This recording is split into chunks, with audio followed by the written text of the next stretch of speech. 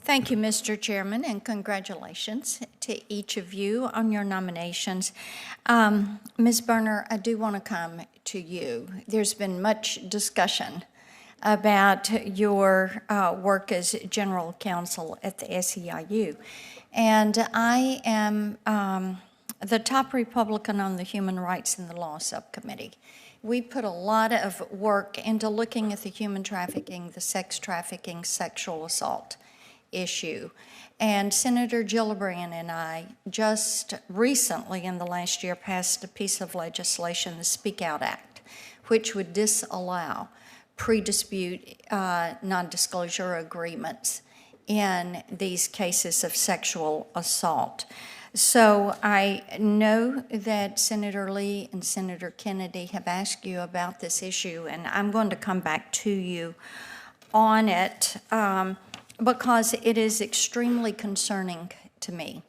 And when we look at the courts, when we look at the federal government, when we look at corporations, and we discussed this issue yesterday in a hearing on corporate conduct, the fact that this is continuing is of concern to us. In your actions, what we see as being your actions in the case with Ms. Sturgis, with Mr. Regan, is incredibly disturbing because it appears that the union knew about these allegations and the union failed to take action, and then they continued to support the men that had carried out these allegations. And when you look at the conduct of Mr. Regan and the fact that he is still there, and the fact that he was known, this wasn't something that was hearsay, he was known for going to conferences, for getting drunk at the conference, and inappropriately dancing with female employees. So this was known behavior and conduct. And what it appears is this is just the tip of the iceberg with what took place at the SEIU. And one of Mr. Regan's top lieutenants, Stan Lyles, was also accused of misconduct. So you can see our concern. It looks like this conduct was standard operating procedure and that it was accepted and expected. And you did nothing about it. And that is the impression that is being given to us, and your hesitancy to answer these questions and come forward with an answer really does cause us concern. Now, in responding to Mr. Lyle's accuser, Mindy Sturge, you said that the matter was best left to be investigated by the local SEIU, the same union whose president, Ms. Sturge, was suing for sexual misconduct. So this is inconceivable. What was your expectation about this woman getting a fair outcome from having the abuser actually handle the investigation? Did you expect him to say, "I was wrong"?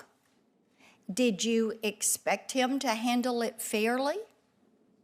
Because the answer would be, of course the guy's not going to be fair because the woman is accusing him.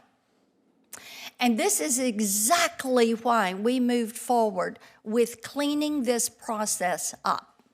So the appearance to us is that you were a party to this allowing this bad conduct.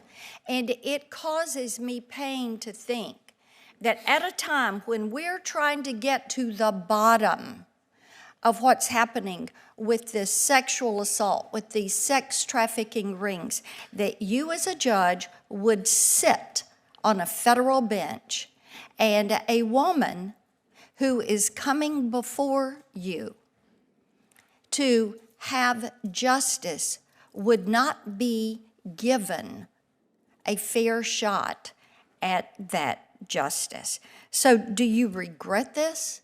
Do you think these people should be removed? What is your position, and how would you like to clarify the record? Because right now, allowing this misconduct, pushing it to the abuser to handle a case of the accuser, this is something that is unacceptable.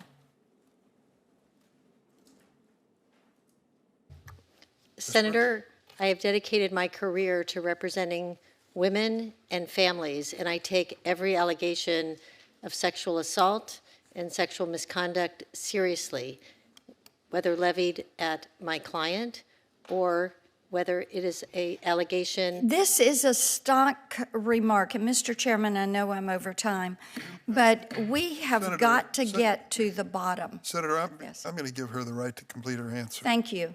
That's wonderful. Thank you. Senator, what I can tell you is that I take all allegations of sexual assault seriously, that I have faithfully carried out my role as an advocate, and that if I were so fortunate as to be confirmed, any position that I had taken on behalf of a client would not have any relevance to any decision that I made as a judge. My position is taken as an advocate. I was advocating on behalf of my client, and if I were to be confirmed, I would be in the role of a neutral, where I would faithfully apply the relevant precedent to the facts in the case before me, and I would do as I have done throughout my career. Senator Hirono,